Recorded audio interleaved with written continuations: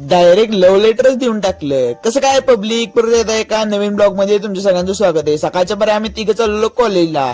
गोऱ्याची शंभेची काय तणतणी झाली मला काय माहित नाही. त्यावेळेत आमची इष्टी आली आणि इष्टीमध्ये बसून आम्ही चाललो. ही आहे आपली बालपणीची मैत्रीण दीपिका.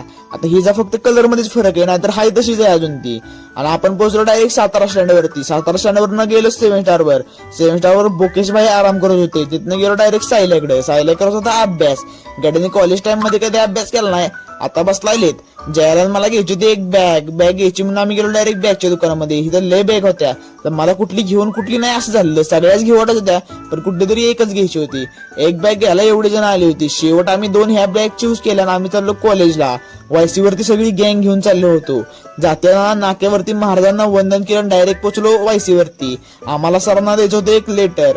तेवढ्यात काय आमच्या कोणाकडेच वही नाही. अख्ख्या वायसी मध्ये सगळ्या पोरांकडे वही मागितली, पण कोणाकडेच वही नाही. शेवट एका शूटरकडून वहीचं पान घेतलं आणि लेटर लिहायला सुरुवात केली. आम्ही बसलो लेटर बघत. तिथनं आम्ही चाललो घरी. सायला खेळत होता गेम, त्याला घेतला ब्लॉग मध्ये. कोण म्हणते आमच्यात बिल्डर नाही, कसं आहे आमचा बंपी बिल्डर. घरी गेलो आम्ही चाललो डायरेक्ट पाचवडला. पाचवडला याच्या विषय मध्ये काहीतरी सिम कार्डचा विषय होता, त्यासाठी जाताना हॉटेलवर बसलो. शिवम्याने मागायला वडापाव आणि माझा होता उपास, म्हणून मी पण उपासाचं घेतलं. पाचवडचं काम संपवलं चाललं होतं घरी.